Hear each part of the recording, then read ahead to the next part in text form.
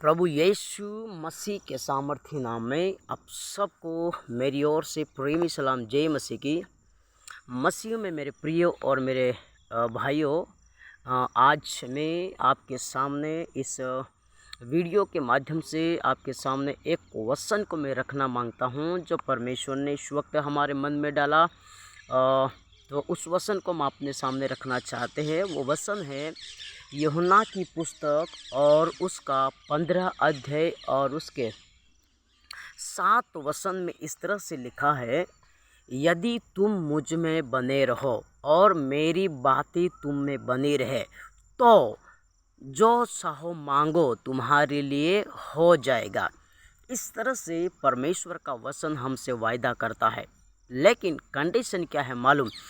परमेश्वर पिता हमसे ये आशा करते हैं, ये अपेक्षा और ये उम्मीद करते हैं कि जो बातें उसने कही है ना, जो आज्ञाएं या वचन नियम उसने जो हमें कहे हैं ना, वो हमारे अंदर रहना बहुत ज़रूरी है।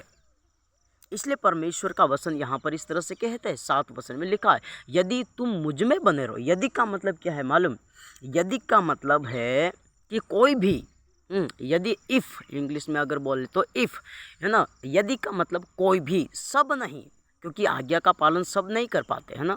बहुत सारे कलीसियाओं में बहुत लोग रहते हैं लेकिन सब आज्ञा का पालन नहीं करते है ना। अगर हम प्रभु यीशु मसीह सेलों को इस तरह से कहते हैं कि यदि कोई मेरे पीछे आए तो वो अपने आप का इनकार करे। यदि कोई मेरे पीछे आए तो अपने आप का इनकार करे। तो वैसे ही यहाँ पर प्रभु यीशु मसीह का वचन हमें इस तरह से कहते हैं कि यदि तुम मुझ में बने रहो और मेरी बातें तुम में बनी रहे तो जो चाहो मांगो तुम्हारे लिए हो जाएगा। मेरे प्रियो, हमको प्रभु यीशु में बने रहना बहुत ज़रूरी है, क्योंकि हम डालिए है, हम उसके बिना कुछ कर ही नहीं करते। वो जीवन का वृक्ष, हाँ वो जीवन का वृक्ष है मेरे प्रियो। उससे अलग होकर हम कुछ नहीं कर सकते। उससे अलग होकर हम फलवंत जीवन, आशीषित जीवन और आनंदमय जीवन, शांतिमय जीवन हम कभी भी व्यतीत नहीं कर सकते। हमें मसीह यीशु के साथ रहना होगा, हमें प्रभु के साथ जुड़ कर रहना होगा। मेरे प्रियो, यीशु मसीह दाखलता है, हम डालिए मेरे प्रियो। अगर हम इस दाखलता से और यीशु मसीह से अलग हो जाएं तो देख लो हमारा क्या हश्र होगा, हमारी क्या हालत होगी। हम डालिए, हम एक दाखलता से हम अलग कैसे रह सकते हैं? वैसे मसीह यीशु हमारे लिए दाखलता है, वो जीवन का वृक्ष है। जीवन के वृक्ष से हम अलग नहीं रह सकते। अगर हम अलग हो गए तो मेरे प्रियो हम सूख जाएंगे। हाँ, सूख जाएंगे। हमारा जीवन सूखा रहेगा। हमारा जीवन डेजर्ट रहेगा, मरुस्थल जैसा रहेगा। कोई आनंद नहीं रहेगा मेरे प्रियो, कोई भी भलाई, कोई भी आनंद हमारे जीवन में नहीं रहेगा। आपको फलवंत जीवन जीना है तो आपको एक ही काम करना होगा, आप मसीह यीशु की बातें आपके जीवन में रहना बहुत ज़रूरी है।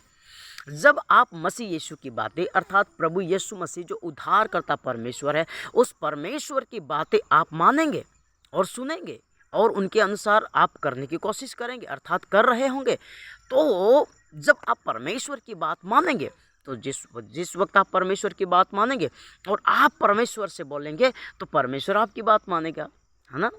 आप परमेश्वर की नहीं सुन रहे हैं और आप ये आशा करते कि मैं बोलूँ वो परमेश्वर सुने, ये तो कतई हो ही नहीं सकता। इसलिए आपको पहले परमेश्वर की बात माननी होगी, मुझे उसमें बना रहना होगा, उसके वचन में बना रहना होगा। उसके वचन में मैं बना रहूँगा तो मैं आशीषित जीवन जी सकता हूँ, फलवंतमय जीवन जी सकता हूँ। तो जो चाहो मांगो, बोला है प्रभु ने, क्या बोला? जो चाहो मांगो। वाह, जो चाहो मांगो तुम्हारे लिए क्या होगा? हो जाएगा।